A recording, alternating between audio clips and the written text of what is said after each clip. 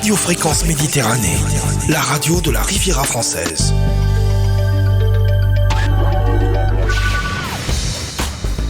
Ambition, une émission de Radio Fréquence Méditerranée. Retrouvez Elodie et ses invités pour écouter des créateurs, repreneurs d'entreprises et des créateurs d'associations pour les aider à trouver des partenaires et des financements. Ambition avec Elodie, c'est tout de suite sur Radio Fréquence en direct vidéo sur notre page Facebook Radio Fréquence Méditerranée. Bonsoir à toutes, bonsoir à tous, bienvenue sur Radio Fréquence Méditerranée avec un tout petit décalage horaire. Ne vous inquiétez pas, c'est pas vos pendules qui sont mal réglées, c'est juste qu'on devait démarrer à 19h. On démarre un tout petit peu plus tard, mais c'est pas grave. 19h17, je suis heureux de vous retrouver comme d'habitude pour cette émission, cette nouvelle émission qui a démarré au mois de septembre. C'est la deuxième avec Elodie Margan.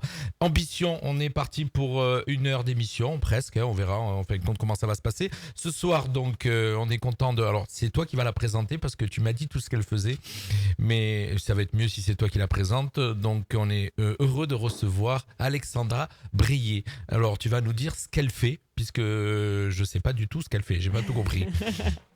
Alors, bonsoir Jean-Luc, bonsoir Alexandra.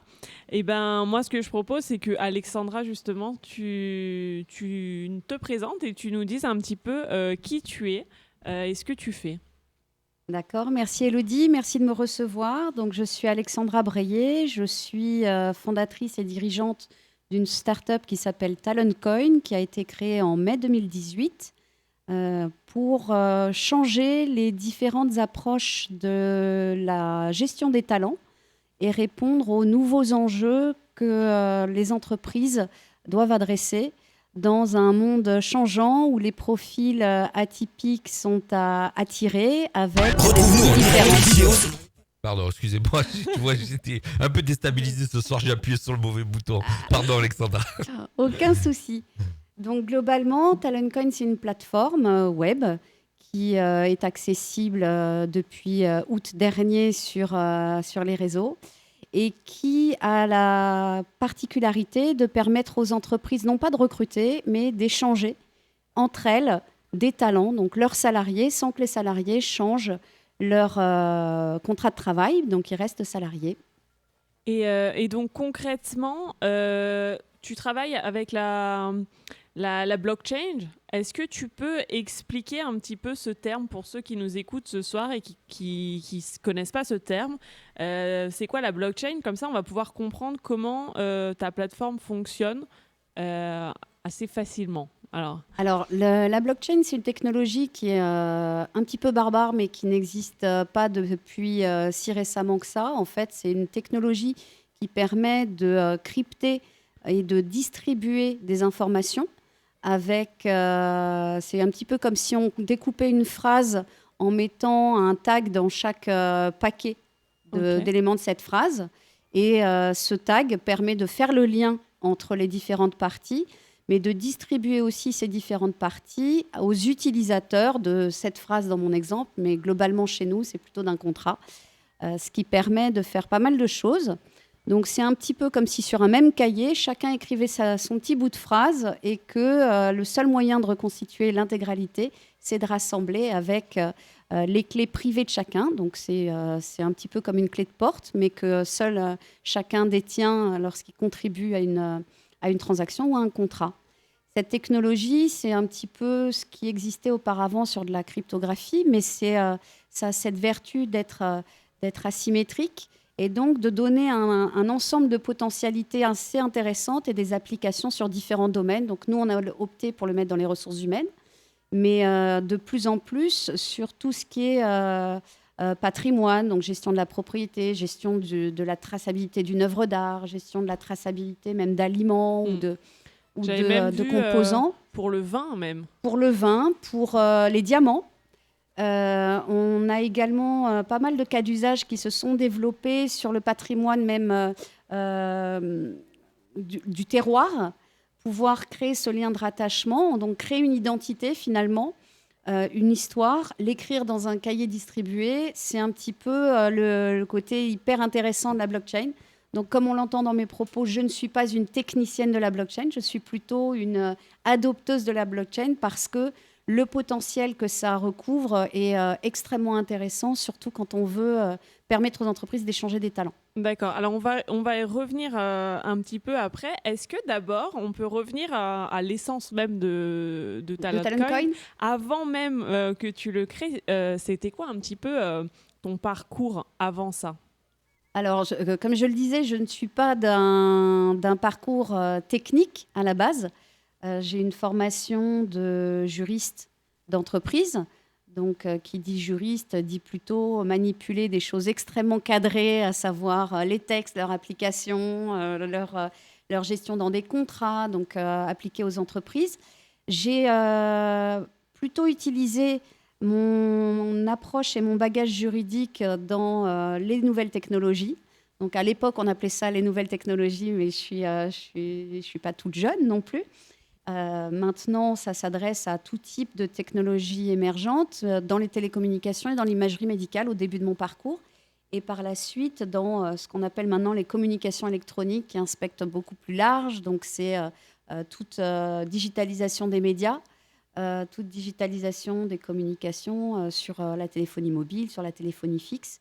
Et en fait, je faisais partie des cerveaux de juristes un petit peu torturés qui essayaient de trouver à la fois des failles dans les textes ou des endroits pour lesquels il y avait encore du potentiel et des choses à faire pour pouvoir faire évoluer à la fois le droit, la technologie, les usages, en s'assurant que ce soit bien dans le respect des droits des parties prenantes, des particuliers, mais aussi des entreprises qui proposent plein de services extrêmement enrichissants sur les technologies d'aujourd'hui. Et du coup, c'est à ce moment-là où tu faisais partie justement de ces temps de cerveau disponibles. C'est à ce moment-là que tu as l'idée de TalentCoin. Comment ça vient? Alors, l'idée, elle est venue de pas mal on va dire, de signaux faibles ou d'indices de cette pertinence-là. Donc, moi, comme je le disais, je suis sur un socle très technique juridique, donc très cadré. Pour autant, je me suis rendu compte qu'une compétence socle, c'est très bien, mais qu'on y agrège plein de choses. Donc, pour ma part, j'ai agrégé de l'intérêt et de l'appétence forte pour les technologies et donc pour tout le discours qu'avaient les techniciens autour de moi, les commerciaux. Comprendre ce qu'ils me disent, c'est quand même mieux pour pouvoir protéger les intérêts d'une entreprise ou d'utilisateurs.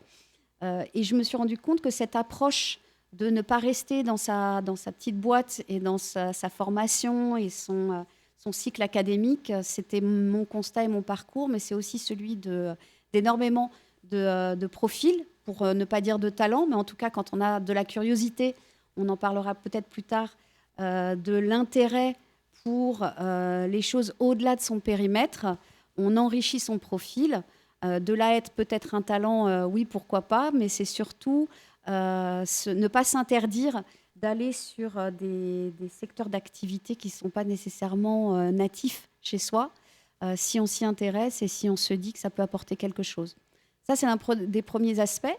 Le deuxième aspect en sous-jacent de TalentCoin, c'est que, à force d'être baigné dans la technologie pour les entreprises qui étaient mes employeurs, j'ai côtoyé cette catégorie d'individus qui crée, qui réfléchit et qui fait énormément de création de valeur sur ce qui paraîtrait tangible que sont les technologies et qui se prêtent à rêver à beaucoup de choses et à voir différents usages. Et je me suis rendu compte qu'il y avait plein de talents chez eux et qu'ils étaient mal identifiés par leurs entreprises, puisque de la même manière, on a le réflexe de vouloir les mettre un petit peu dans les cases de leur formation d'ingénieur, de leur formation d'architecte.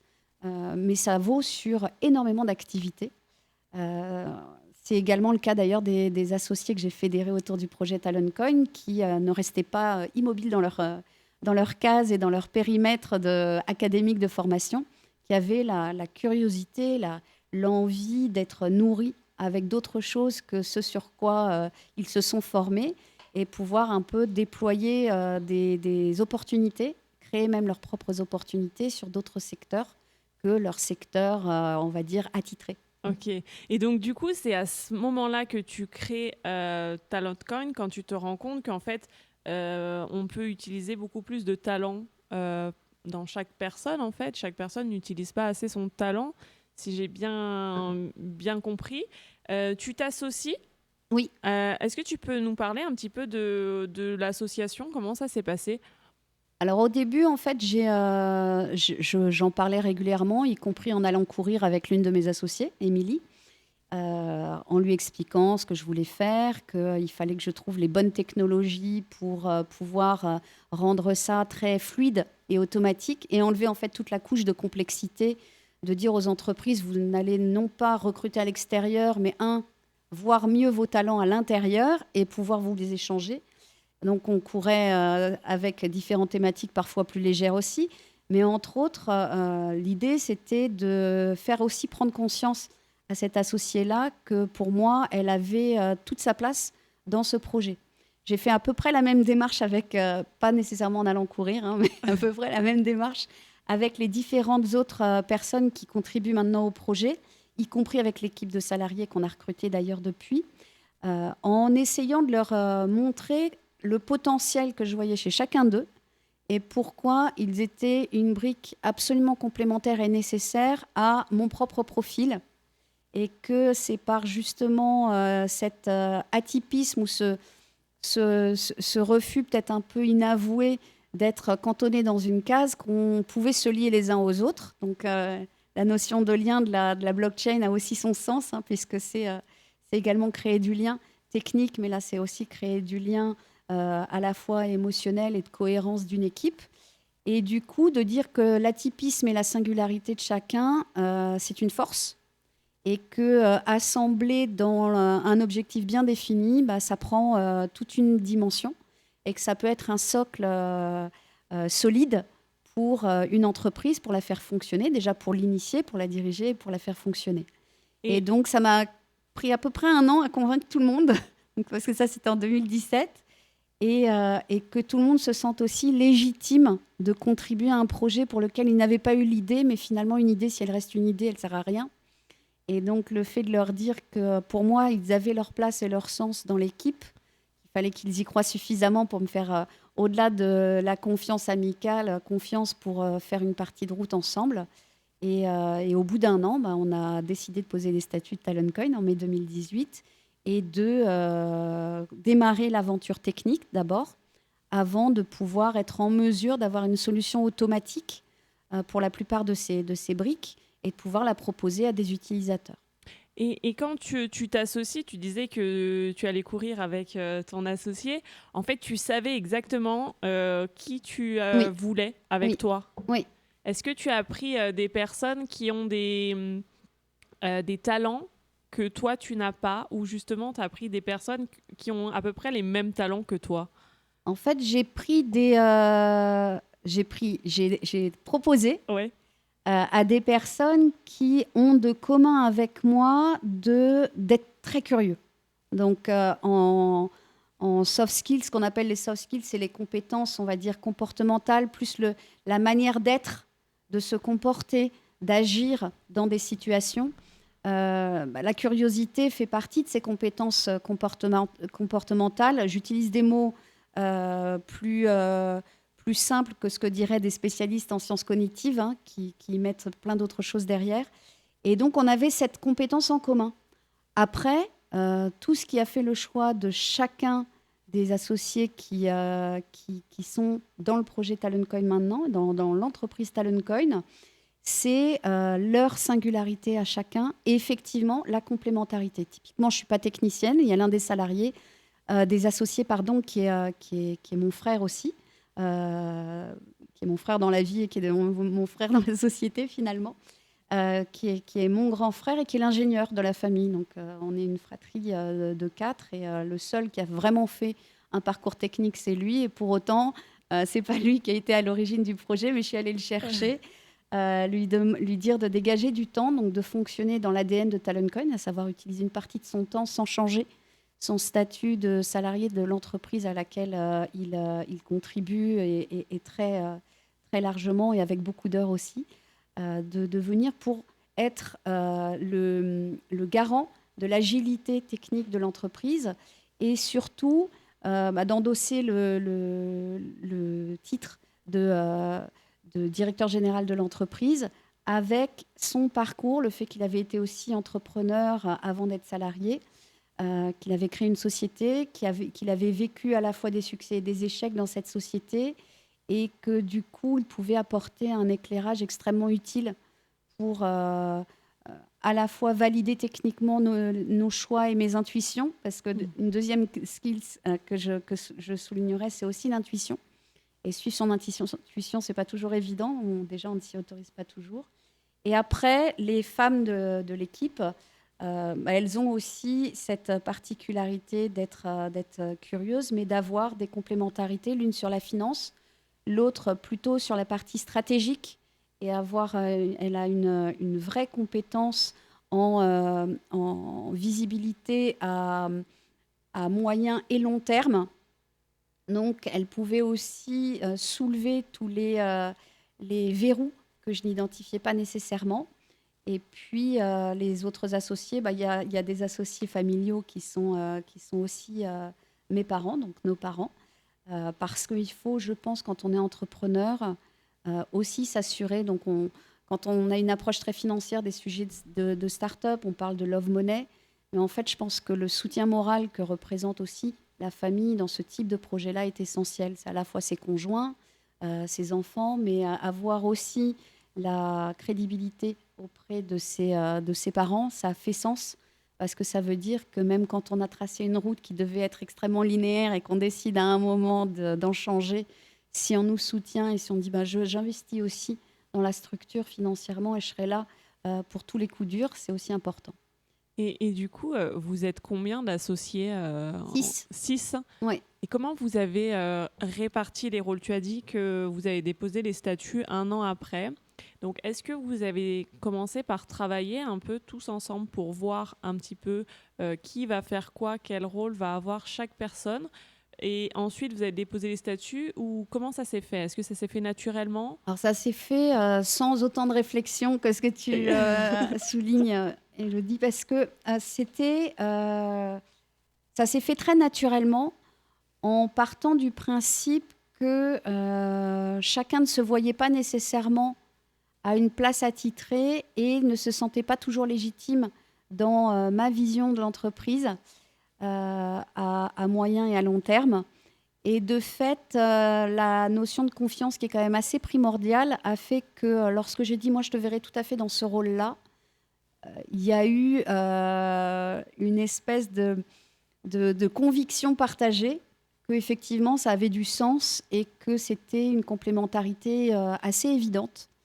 Et il y a 2 profils dont je n'ai pas parlé, qui sont l'un des profils, c'est un multi-entrepreneur, Nathan, qui considère qu'il accorde peu de temps à Taloncoin. Et pour autant, il avait, dès l'origine, cette approche d'influence et de communauté qui permet aussi de développer maintenant Taloncoin en considérant une stratégie commerciale sous l'angle communautaire.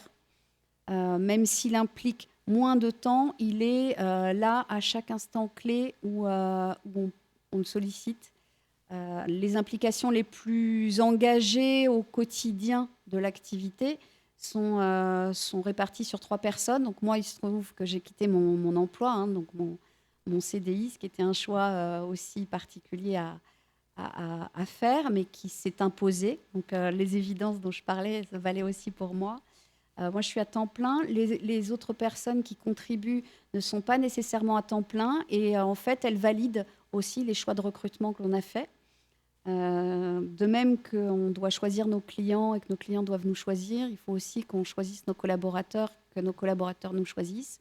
Et dans les choix de fonctions pour les recrutements ainsi que dans les choix de profil, chacun a été associé pour pouvoir se sentir confiant, poursuivre cette confiance dans la mise en œuvre, même si au quotidien, les autres associés ne sont pas à temps plein, mais en temps compté sur Taloncoin et son déroulé. D'accord. Et du coup, est-ce que tu aurais un conseil peut-être pour des personnes qui veulent s'associer?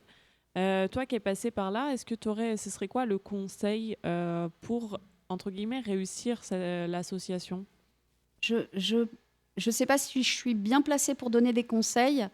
En revanche, je vais peut-être essayer de paraphraser des conseils qu'on m'a donnés à un moment déterminé, qui portaient sur savoir pourquoi on a recours à un associé, quel rôle on envisage dans l'association le partager clairement, y compris régulièrement. Donc, ce qui paraît naturel au début pour soi ne l'est pas toujours dans la vie et l'évolution d'une structure. Donc, il faut probablement ne pas hésiter à en reparler. À certains moments, certains des associés, donc si ça reste quand même assez conséquent hein, pour une entreprise de nos jours. Donc reposer de temps en temps les bases en disant voilà, on fait ces choix-là, est-ce que tout le monde est aligné, est-ce qu'on est d'accord, est-ce que là je sens qu'il y a un peu de retrait, est-ce que c'est un vrai constat, est-ce que c'est une volonté, et se mettre autour d'une table pour reposer les conditions de l'association. C'est pas juste un bout de papier, c'est effectivement un dialogue, et s'autoriser à le faire et se dire que tant qu'on n'en a pas parlé, parfois il y a des choses qui ne sont pas aussi claires qu'elles paraissent, c'est important. Et je pense que ça nous a permis, nous, des ajustements. Donc on a un peu plus de 2 ans d'existence maintenant. On continue d'avoir des ajustements, d'avoir des implications et des effets un peu d'accordéon, des idées, cette émulation-là. Et une vraie association, c'est ça aussi. C'est se dire qu'il faut demander, poser des questions. Au même titre qu'on doit tout le temps questionner ses clients, ses associés, c'est ses premiers clients, puisque c'est ceux qui vont véhiculer l'entreprise auprès de leurs entourages, de leur quotidien, qu'ils soient à temps plein ou à temps partagé sur une entreprise. Alors, on va revenir un petit peu, un petit peu après l'association. Tu as parlé d'une phase technique. Oui. Concrètement, comment vous avez mis en place est-ce qu'on peut appeler ça une base de données ? Comment ça se nomme ? Alors, c'est une plateforme, c'est un peu comme une place de marché. Donc, une place de marché, c'est comme au sens littéral du terme, hein, c'est un endroit où des marchands s'enregistrent et se présentent. Donc, ça veut dire une interface utilisateur pour pouvoir permettre aux entreprises de s'enregistrer. Donc, ça voulait dire à la fois concevoir l'architecture, parce que quand on a une architecture technique dans sa tête, on sait qu'il y a des technologies qui sont absolument pertinentes, comme la blockchain, alors qu'en plus, on n'en a jamais fait. Je ne sais pas coder à la base. J'apprends, là. Je m'y mets progressivement pour enrichir aussi à la fois mes compétences et ma compréhension de ce que me disent les équipes pour leur être utile. Donc, il fallait concevoir réellement de façon claire et intelligible par d'autres l'architecture, y combiner les différentes briques, donc à la fois les briques de cette place de marché, donc cet espace à rendre visible et visitable par des futurs utilisateurs, à montrer aussi, donc faire la preuve de concept de ça, y agréger les technologies, donc il y a de la blockchain, mais il y a aussi de l'intelligence artificielle. Donc pour la partie, justement, tu parlais de base de données, il se trouve qu'on collecte des données qui sont à la fois des données, on va dire, organisées, avec des référentiels, mais également des données qui sont la manière dont chacun s'exprime, se décrit en tant que talent, et dont chaque entreprise décrit un besoin. Donc ça, c'est du langage naturel. Il n'y a pas de base de données du langage naturel comme son nom l'indique. Donc il fallait trouver en revanche des personnes en capacité techniquement de modéliser tout ça. Et on a d'abord cherché sur le bassin de Sofia. On a, grâce à l'intermédiation de personnes au sein de l'INRIA, on a eu quelques contacts assez intéressants avec des chercheurs. Et finalement, le projet était probablement pas assez mature à cette phase de conception. Donc, les chercheurs ne voulaient pas potentiellement s'impliquer à ce stade. C'est un petit peu différent maintenant. Et du coup, on a eu recours à d'autres startups qui pouvaient nous répondre et qui pouvaient nous apporter des propositions de solutions. On a fonctionné en mode projet et l'une de ces startups qui s'appelle Freshlime est allée également s'appuyer sur des ressources basées en Inde. Il se trouve qu'à ce moment-là, Jérôme était, donc notre CIO était physiquement à Bangalore. Donc ça résonnait aussi dans cette notion de le talent peut se trouver n'importe où. S'il est en Inde, pourquoi pas ? Après tout, on y exporte aussi nos propres talents français. Pourquoi ne pas aller chercher en Inde ces talents-là ? Et effectivement, donc Freshlime s'est appuyé sur des ingénieurs experts dans l'intelligence artificielle sémantique. chez Zapier Hire, qui est devenu un partenaire maintenant, et un fervent défenseur de notre approche de la gestion des talents et de la mutualisation des talents. Donc, au-delà d'une construction de ce socle technique, on a aussi construit une relation et on a également permis à des talents très très loin de nous géographiquement de se projeter dans un projet européen, mais finalement très international, puisque dans notre ADN, il y a le fait que le talent n'a pas de frontières, il n'a pas de genre. Et finalement, le talent, c'est l'ensemble des compétences qui font qu'on est à un moment déterminé la bonne réponse à un besoin. Donc on avait un besoin, on ne l'avait pas en interne, on n'avait pas les moyens de recruter. Les associés ne sont pas à temps plein, hormis moi. Donc il fallait trouver les talents là où ils se trouvaient, et là ils se trouvaient en Inde.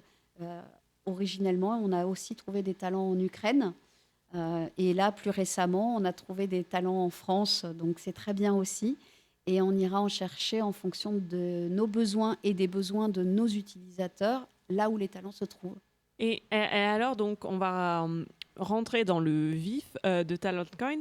Est-ce que tu peux nous expliquer, du coup, qui est exactement tes clients? Est-ce que, du coup, ton client, c'est une entreprise, ou est-ce que nous, en tant que talent, on peut être client et proposer des talents à des entreprises? Comment exactement ça fonctionne? Alors la plateforme, donc c'est une place de marché entre entreprises. Ce sont bien les entreprises qui sont membres de la plateforme. Pour autant, une entreprise est riche de à la fois la singularité de l'entreprise, sa proposition de valeur et les produits et services qu'elle propose à ses clients, mais ne peut pas le faire sans ses talents. La vraie richesse, le vrai patrimoine d'une entreprise, c'est l'ensemble des salariés, des contributeurs, des associés qui composent ces entreprises-là. Donc on s'adresse aux entreprises, ce sont les entreprises qui s'enregistrent et qui invitent leurs talents à également s'enregistrer sur la plateforme. Pour autant, les talents, en fait, ce qu'ils donnent à la communauté des entreprises membres de TalentCoin, c'est une partie de leur temps. Ils restent salariés de leur entreprise. Ils ne se mettent pas en danger sur leur carrière s'ils souhaitent rester salariés et ne pas passer dans une logique d'indépendance. Et toute la portée de la démarche est en fait triple, à savoir que les entreprises doivent avoir une démarche auprès de leurs salariés pour qu'ils aient envie de s'inscrire sur TalentCoin, et doit aussi avoir une démarche auprès de leurs salariés pour leur expliquer pourquoi l'entreprise fait aussi le choix d'échanger du temps de ces salariés-là contre du temps d'autres salariés d'autres entreprises qui sont dans la même démarche, et enrichir les compétences de tous. Donc le gain immédiat pour l'entreprise, c'est de ne pas avoir à passer énormément de temps à recruter, de ne pas s'imposer une vision très long terme d'une collaboration avec de nouveaux effectifs, de valoriser leurs propres salariés et de s'enrichir des compétences et du savoir-faire de salariés d'autres entreprises. Et en faisant ça, une dynamique assez incroyable se crée, puisque ça permet aux salariés qui acceptent de mettre de leur temps au service de mission sur TalentCoin pour d'autres entreprises, de sortir de leur zone de confort, de voir ce qu'ils valent vraiment, de gagner en confiance, et également d'enrichir leur profil en se disant « Tiens, je pensais que je n'étais pas nécessairement capable d'adosser une compétence très technique à mes compétences financières, à mes compétences en marketing, à mes compétences juridiques, à mes compétences d'architecte. » Et j'avais commencé à travailler certaines choses, je les ai déclarées sur le questionnaire de mon propre espace de salariés de l'entreprise sur TalentCoin.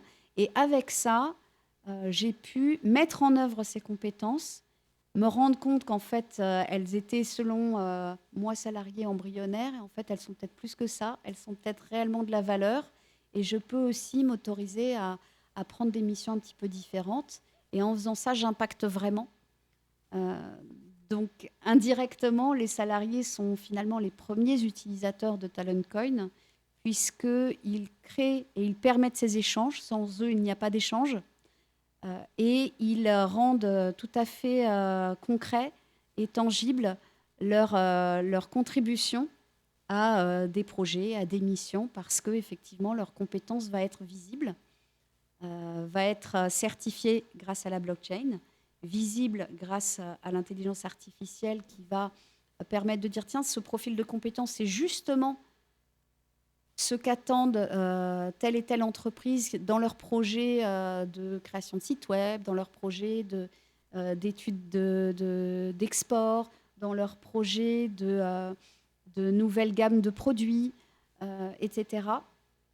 Donc ça rend tangible. En plus, on a demandé aussi aux développeurs en intelligence artificielle qui travaillent sur ces bases de données de rendre visible par des diagrammes qui permettent de visualiser les compétences que l'on a, celles que l'on met en œuvre dans un contrat de mission et la manière dont ces compétences ont été constatées par ceux qui ont commandé la mission. D'accord, mais alors du coup j'ai une question qui est venue.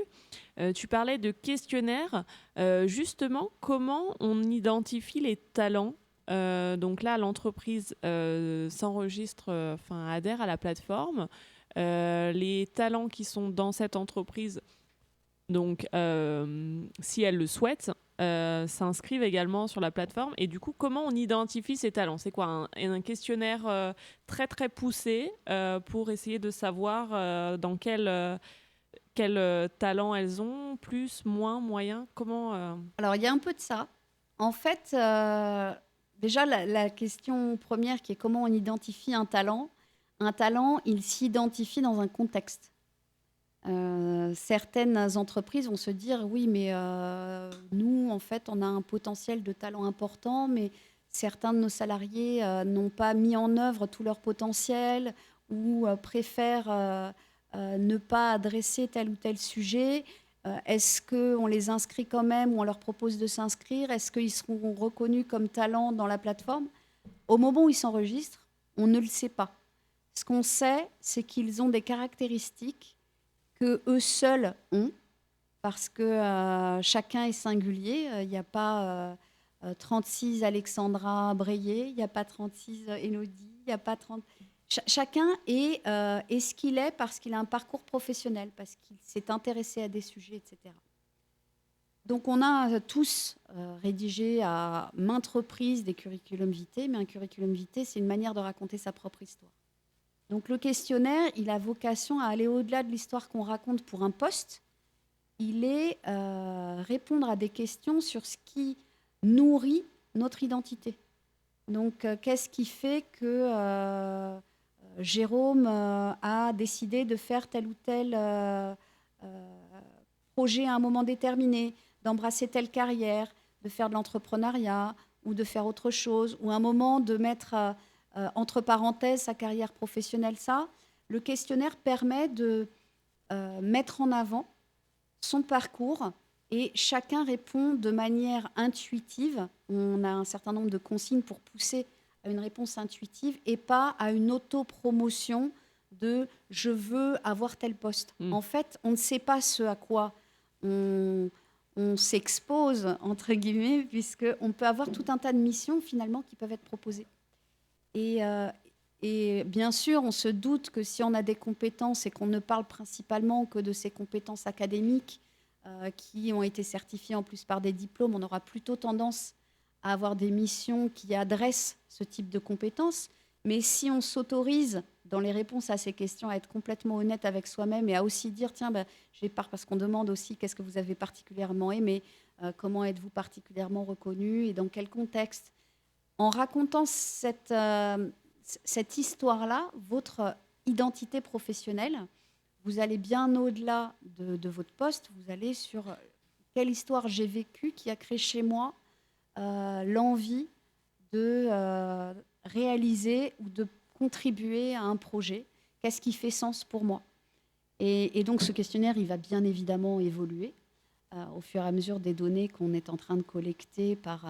le biais de la confiance que nous font nos premiers utilisateurs. Il va aussi évoluer parce que l'algorithme, donc l'intelligence artificielle, apprend. que notre coordinatrice RH, Sarah, regarde ce que dit l'intelligence artificielle, parce qu'elle n'est que l'augmentation d'un savoir humain, pour voir si c'est un peu cohérent ou si elle est passée, mais complètement à côté, qu'elle a pris que des mots-clés qui finalement ne font pas de sens par rapport à l'individu, de manière à un peu corriger tout ça, réduire les écarts et s'assurer que la photographie de l'individu qui nous fait confiance en s'enregistrant, elle est bien celle de cet individu-là, de ce talent-là, pour qu'il puisse se révéler et développer tout son potentiel dans les missions qui font sens pour lui et pour l'entreprise qui les propose. Donc du coup, vous allez même, j'imagine que dans le questionnaire, vous allez même poser des questions sur est-ce qu'il se forme en perso aussi. Tout à fait.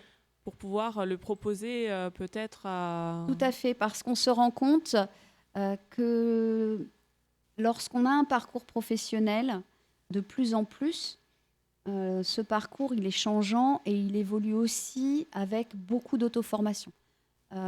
Le confinement a accéléré le recours à l'auto-formation, mais était déjà sous-jacent parce que les gens avaient envie de ne pas être limités, de ne pas avoir de carrière complètement linéaire et de s'inviter soi-même à se transformer et à se donner des clés pour ça.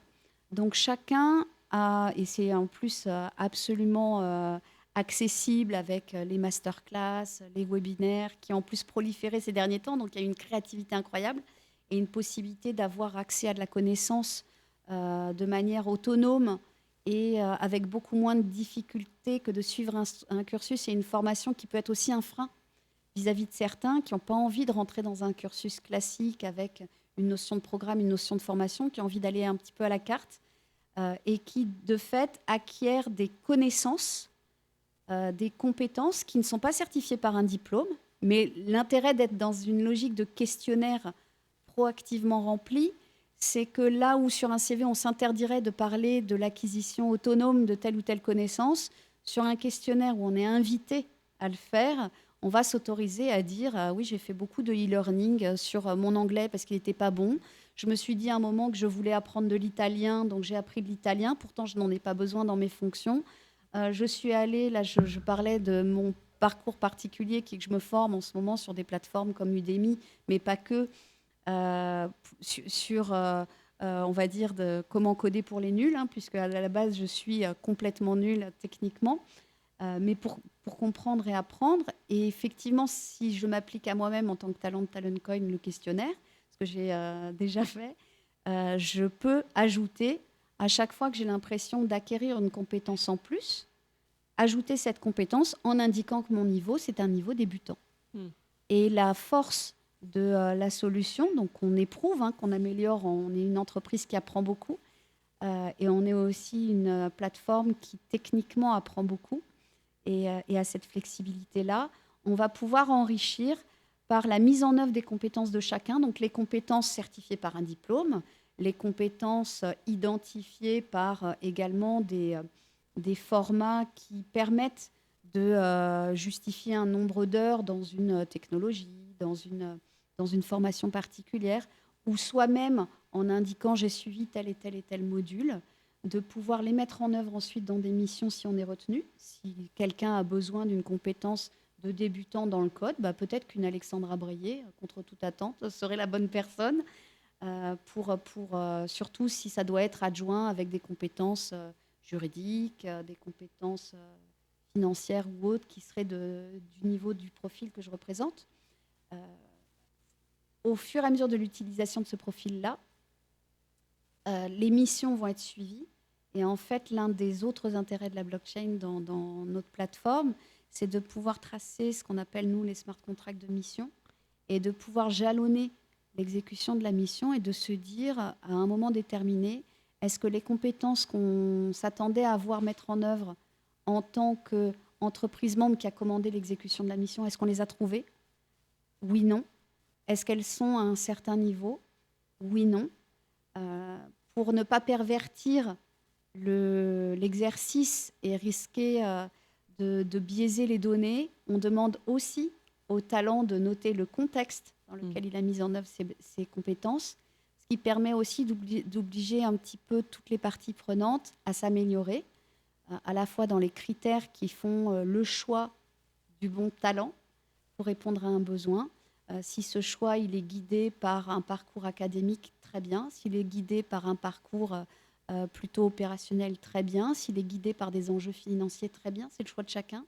Mais quand la donne est clairement indiquée dans le smart contract de mission et vérifiée, on ne peut pas s'étonner du résultat s'il remplit les critères qu'on a définis. Et la beauté de la démarche, et c'est pour ça que je remercie les utilisateurs premiers qui ont commencé à s'inscrire sur TalentCoin, c'est qu'ils acceptent aussi avec beaucoup d'humilité et de curiosité le fait de ne pas exactement savoir ce qu'ils veulent au démarrage et d'être en mesure de se rendre compte que leurs critères peuvent évoluer ou peuvent être finalement pas suffisamment exprimés parce que peut-être pas suffisamment clairs pour eux. Donc ils ont eux aussi droit à leur petit graphe de compétences attendues et de ce qu'ils veulent vraiment, de ce qui est déterminant dans un besoin et dans une mission, pour pouvoir eux aussi s'améliorer dans l'expression de ce besoin et de se dire que quand on demande quelqu'un de très junior,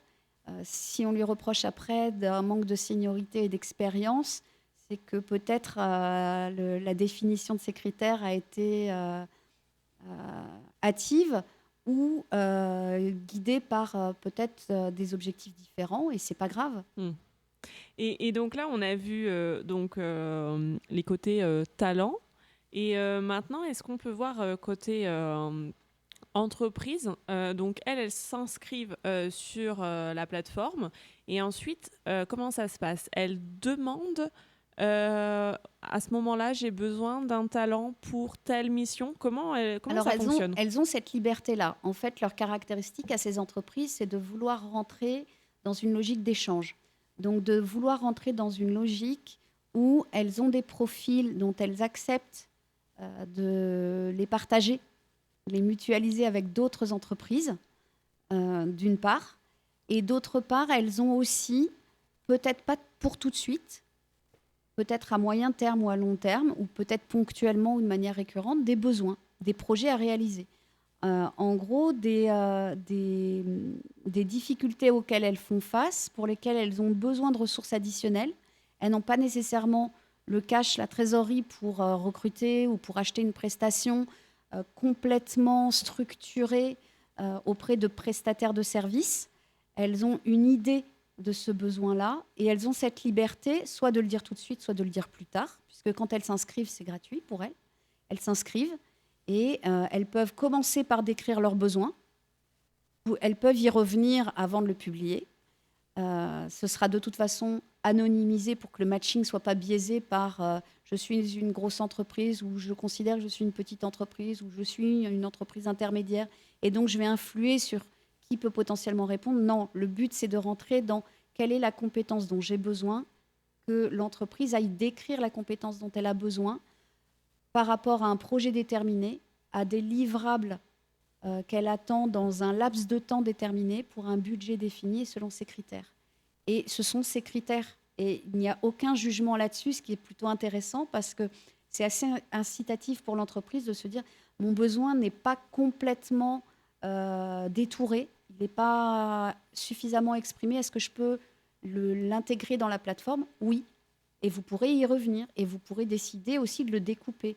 Et comme on est une organisation qui apprend aussi tous les jours, on va vous aider à remplir ce questionnaire-là et également vous apprendre pour partie à découper ce besoin en éléments de contrôle, en éléments qu'on puisse suivre et constater. Plutôt que de se dire j'ai besoin d'un web développeur, est-ce que c'est ça le besoin? Non, en fait j'ai besoin de développer un site web. C'est pas tout à fait le même besoin. Dans un cas, vous avez besoin d'un poste, c'est plutôt du recrutement. Mais là, vous avez besoin de développer un site web. Est-ce que c'est un site vitrine? Est-ce que c'est vraiment une plateforme? Est-ce que c'est une boutique en ligne? Quel est ce besoin? Qu'est-ce que vous attendez comme livraison? Pour quand? Avec quel budget? Et si ce que vous voulez, finalement, c'est uniquement un site vitrine ou un blog, ce n'est pas nécessairement un web développeur dont vous avez besoin. Donc, c'est aller sur ce découpage-là, permettre à l'entreprise de le faire avec son niveau de maturité, s'autoriser à ce que ça puisse être redéfini plus tard. Et puis si finalement c'est oui, mais je ne pourrais pas le financer, vous avez forcément des talents au sein de votre organisation. Ben non, on est 2. Oui, mais vous êtes 2 et vous faites tourner une société, donc il y a forcément des talents. Parce que ce que je disais tout à l'heure sur la richesse de l'entreprise ne serait pas là sans les 2 personnes qui la composent dans cet exemple-ci. En revanche, vous ne les identifiez pas. Rentrez vos profils, répondez au questionnaire et vous serez peut-être très surpris de voir que vous-même, en tant que fondateur, vous avez des compétences particulières. On a plusieurs exemples là, de salariés qui se sont plutôt intéressés à TalentCoin en se disant non, mais on a des besoins, on a besoin de compétences complémentaires parce que moi, je n'ai pas telle et telle compétence. Mais en fait, est-ce que tu sais déjà quelles sont tes compétences ? J'ai telle fonction. C'est pas la réponse à la question. Est-ce que se poser la question, ça n'est pas aussi... Alors c'est sûr, c'est de se dévoiler un petit peu. Mais si l'entreprise est d'accord, le salarié doit être d'accord. Donc si le salarié est aussi d'accord et qu'il n'y a pas de jugement et qu'en plus, on propose l'anonymisation de manière à ce qu'il n'y ait pas de conséquences au fait de se livrer et d'essayer de rendre plus concret ces caractéristiques pour voir ce qu'on peut en faire et comment les développer, finalement, les entreprises y trouvent leur compte, les salariés aussi, et elles peuvent exprimer des besoins comme exprimer du talent si effectivement ce sont des profils qu'elles ont. D'accord. Donc on a donc l'entreprise qui s'inscrit et qui a des besoins. On a également les talents au sein des entreprises qui ont des talents. Et tu parlais du coup d'un contrat. Oui. Donc c'est-à-dire que je vais prendre un exemple. Je suis entreprise A. J'ai besoin, comme tu disais, de développer mon site web pour... j'ai besoin de développer mon site web, je mets ma demande sur TalentCoin et là il va me sortir une liste de profils par rapport aux talents qui sont inscrits. C'est ça. Et comment je choisis est-ce que je choisis par rapport à la personne qui rentre le plus dans les compétences, ou est-ce que c'est par rapport au temps que ça va prendre et par rapport au talent, est-ce qu'il a le temps de le faire? Alors, il y a plusieurs éléments dans cette approche-là. C'est que donc, avant de faire un contrat, il faut faire ce qu'on appelle un couplage entre ce que tu disais très justement, à savoir j'ai un besoin, il y a plusieurs profils qui vont m'être proposés.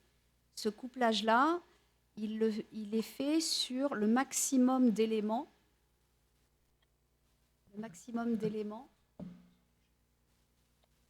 en commun entre le besoin et le profil.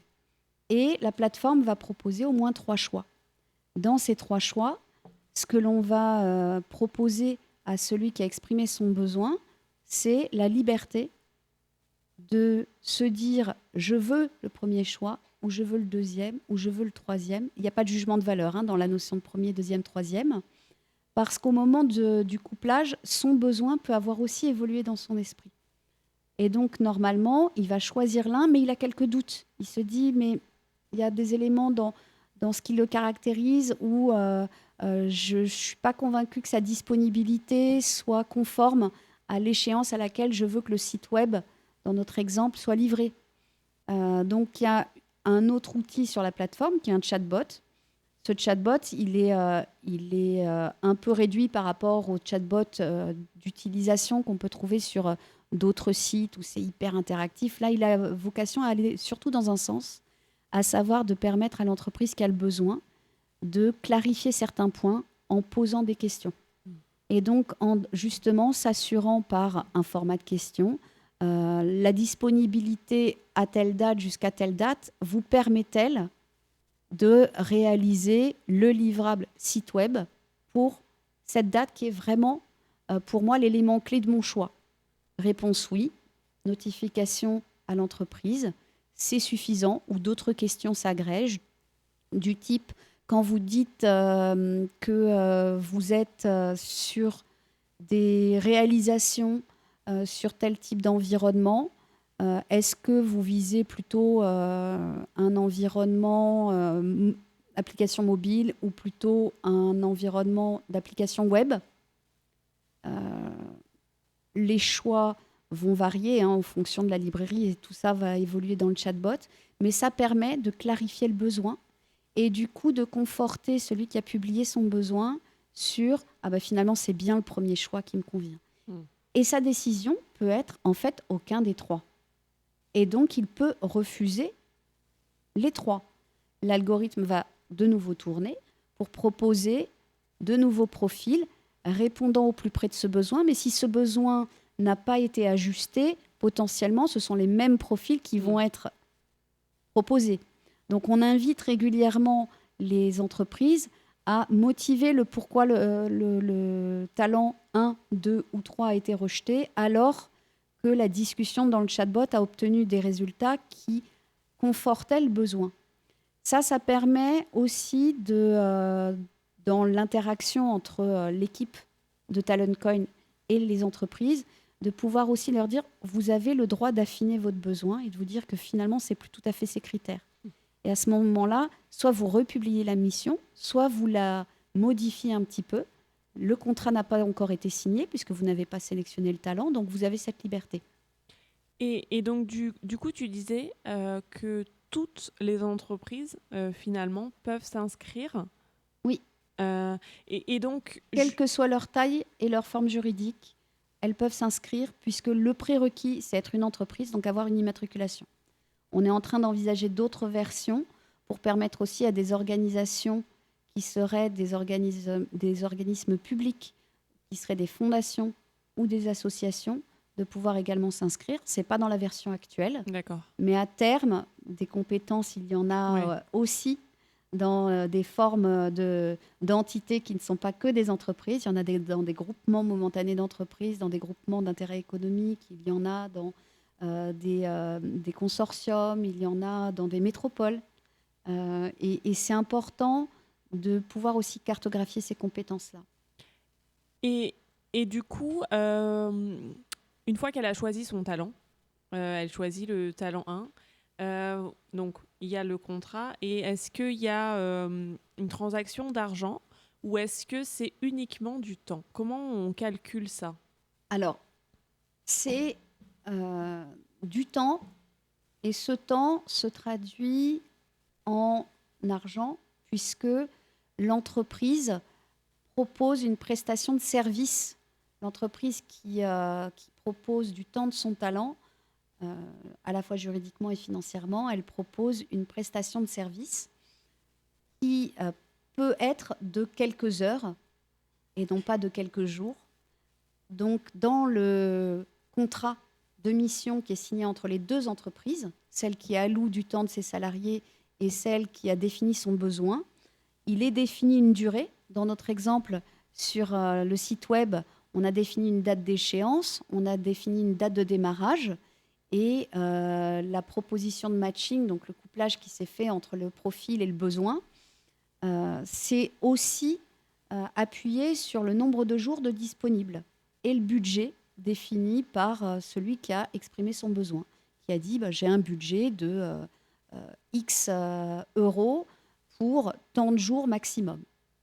Et dans ce cadre-là, dans le contrat, va être embarquée la notion de prix de la prestation pour deux raisons.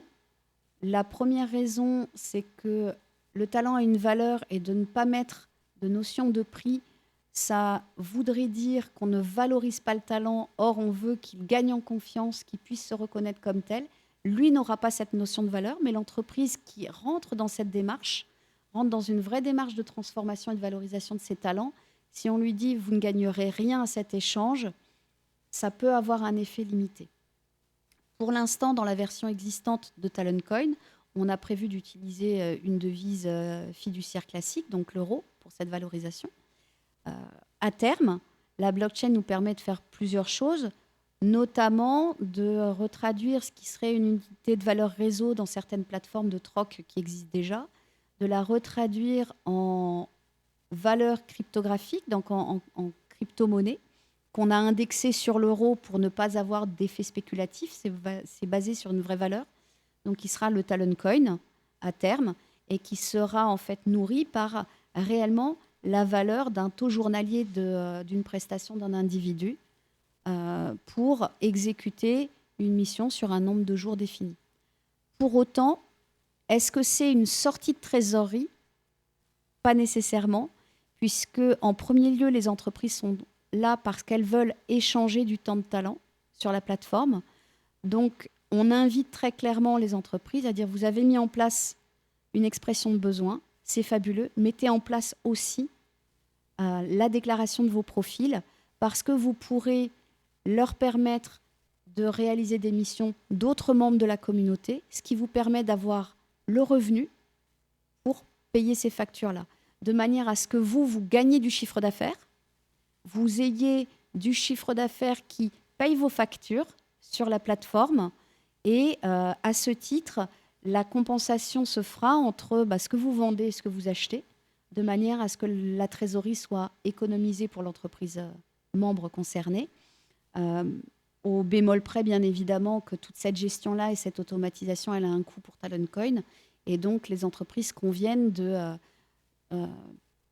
payer au moment où le contrat est signé, et uniquement lorsqu'on a trouvé un matching, de payer une commission à Taloncoin pour couvrir cette intermédiation qui a été faite, cette automatisation, cette contractualisation digitale qui a été faite, et tous ces efforts-là qui sont des coûts assez importants quand on les fait faire par l'extérieur et pas de manière automatique. Donc vous, votre modèle économique, c'est en fait une fois que ça a matché, donc une fois que l'entreprise et le talent ont matché, c'est à ce moment-là, vous prenez un pourcentage du taux global. C'est ça. Ce qui a deux vertus. La première vertu, c'est de dire vous vous engagez. Donc, bien que vous puissiez payer votre facture par le temps de vos talents sur des missions d'autres membres, vous avez quand même un coût. Donc, vous avez aussi cet effort à vous assurer que vous suivrez l'exécution de la mission quand c'est vous qui achetez du temps de talent d'autres entreprises, et que vous suivrez aussi vos propres talents quand vous allouez du temps de vos talents pour d'autres missions, d'autres entreprises. C'est la première chose. La deuxième chose, c'est qu'il y a 50% de ce qui nous est versé qui est réinjecté dans l'amélioration de la plateforme, et également dans le fait d'aller chercher de nouvelles compétences pour répondre à l'ensemble des besoins de la communauté. Parce que parfois, les entreprises qui sont inscrites ont des besoins et des talents qui ne répondent pas les uns aux autres. Et donc, il faut aller trouver les bonnes réponses. Et pour trouver les bonnes réponses, il faut aller chercher de nouveaux membres. Ça a aussi un coût de prospection. Et donc, en réinjectant une partie, on permet aussi aux entreprises d'être contributrices de l'extension de la communauté. Tout à l'heure, tu parlais de Love Money. Est-ce que vous avez justement fait de la Love Money? Est-ce que vous avez fait des levées de fonds? Comment vous avez financé un petit peu ça, et comment vous allez continuer à financer ça? Alors, on a principalement financé sur de la Love Money des associés. On a également été sollicité la BPI qui nous a fait confiance et qui nous a alloué une bourse innovation et une avance remboursable pour continuer à financer la partie innovation. Et puis parce qu'il y avait toute cette partie technique et de développement dont on parlait au début de la discussion, qui a un coût assez important avant de pouvoir mettre des revenus en face pour payer les factures, et surtout pour permettre l'expansion technologique de la solution. Donc la Love Money ne suffisait pas nécessairement, c'est pour ça qu'on est allé voir la BPI. On a également initié avec l'aide de IOMI, qui est une plateforme de crowdfunding, une campagne de crowdfunding qui a un peu percuté le Covid pour ne rien cacher, mais qui a eu une vertu assez intéressante, c'est qu'elle nous a permis de parler de Taloncoin à l'ensemble des carnets d'adresses des associés. Donc indirectement, c'est aussi de la Love Money, plus que de la levée de fonds, puisque ce sont des personnes que l'on connaît directement ou indirectement, professionnellement ou pas. Et on a eu la chance d'avoir une vingtaine de personnes qui, dans nos proches, dans les proches des associés, et également dans des salariés d'entreprises de certains des associés et de notre réseau, se sont dit pourquoi pas, on y croit, on a envie de contribuer à ça. On a aussi envie d'investir dans quelque chose d'innovant et de différent, et qui peut servir les générations futures et qui peut créer de l'emploi peut-être aussi pour leurs enfants. Donc on a notamment dans les personnes qui ont investi pendant cette campagne, Caroline, qui est une voisine et une amie, a aussi fait ce choix d'investir pour pouvoir léguer quelque chose de concret à ses enfants plus tard. Et je trouve ça assez magnifique. Et c'est tout l'intérêt des campagnes de crowdfunding. On n'ose pas toujours le faire en se disant est-ce que ça va parler, est-ce que ça va intéresser mon entourage direct ou indirect, ce type de proposition. Et oui, ça peut. Donc ça a été le cas. Ça a permis également de se projeter aussi dans des salariés de différentes organisations. Donc dans nos carnets d'adresses, il y a des personnes qui sont salariées d'organisations et qui se sont dit ce serait juste génial que mon employeur devienne un utilisateur de Taloncoin, à la fois pour moi, mais aussi pour mes collègues un tel et un tel qui ont des talents, qui ont des compétences, qui ne sont pas assez mises en valeur dans leur quotidien et dans leurs fonctions. Je vais pouvoir leur en parler. Je suis en plus d'autant plus intéressée à en parler que j'investis une partie dans Taloncoin. Donc ça, c'est assez magique. C'est l'un des plus gros retours que l'on peut faire sur cette campagne, c'est ça. Et puis, ça nous a aussi armés et permis de voir également à la fois nos faiblesses et nos axes d'amélioration pour pouvoir plus tard lever des fonds. Donc là, on est en démarrage de la levée de fonds de fin 2020, début 2021, où on va chercher quand même un peu d'argent pour pouvoir poursuivre l'aventure, pour pouvoir aussi financer les recrutements que l'on a faits pour l'instant sur fonds propres. Et on aimerait que ces salariés qui apportent énormément de valeur à Taloncoin, on puisse les pérenniser dans le temps. Donc pour ça, on a aussi besoin que des investisseurs nous fassent confiance et complètent la proposition que l'on fait à nos clients pour passer à l'échelle. Et passer à l'échelle uniquement sur des fonds propres quand on n'a pas de fortune personnelle, ce n'est pas d'une évidence absolue. Donc c'est pour ça qu'on est dans cette phase maintenant. Et c'est le bon moment. Et on a surtout pu tester le modèle. On a la chance d'avoir de très belles références commerciales dans des grands comptes, que ce soit Orange ou CGI, qui sont des très belles entreprises qui ont en plus des valeurs importantes. Ça fait un peu galvauder, mais c'est vrai que, quelle que soit la taille de l'entreprise, on peut aussi avoir des valeurs et vouloir les véhiculer. On a un certain nombre de startups de l'écosystème azuréen qui nous ont fait aussi la confiance de rentrer. Et ça, ce sont des signaux assez forts, en tout cas selon nous, pour la confiance des banques et également la confiance d'investisseurs. En tout cas, c'est comme ça qu'on va construire la campagne. Parfait. Bon, moi, j'aurais bien fait 1 heure de plus, mais je crois qu'on va devoir s'arrêter. Donc, du coup, on peut retrouver... si on est à une entreprise, si on est salarié, on peut aller voir nos patrons, peut-être, pour parler de Taloncoin. Donc, on retrouve la plateforme. Est-ce que tu peux nous dire ? On retrouve la plateforme sur www.taloncoin.tech, TECH. On peut également nous suivre sur les réseaux sociaux. Si on est talent et qu'on a envie de se projeter et qu'on ne sait pas encore si le profil est suffisamment mature ou qu'on considère qu'on n'est pas vraiment un talent, qu'on est juste un profil, on peut aussi nous poser des questions sur contact@taloncoin.tech pour faire éventuellement l'estimation ensemble de pourquoi on a sa place sur la plateforme. Les salariés peuvent bien évidemment en parler à leurs entreprises et les entreprises peuvent nous contacter directement sur les réseaux sociaux, donc sur notre page Facebook, sur notre compte Twitter, T-Bartering, ou sur notre compte LinkedIn. On répondra aux différentes questions et on pourra programmer des rendez-vous pour peut-être faire l'onboarding de ces curieux qui ont raison d'être curieux, surtout dans la période que l'on vit maintenant. Ouais. Merci beaucoup Alexandra, merci Jean-Luc. Merci à toi. Merci Alexandra Brier, donc spécialiste en repérage de talents grâce à son entreprise Taloncoin. Merci à toi Elodie pour ce deuxième interview, très belle interview où je vous rassure, j'ai pas tout compris.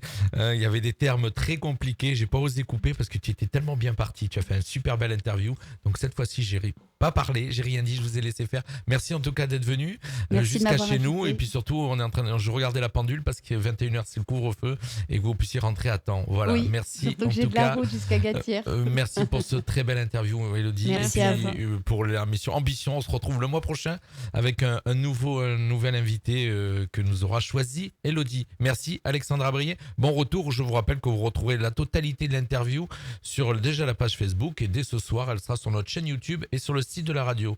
Merci Alexandra. Merci Elodie. Merci. Retour de la musique sur Radio Fréquence Méditerranée. Bonne soirée. Allez, on continue en musique. Merci à tous.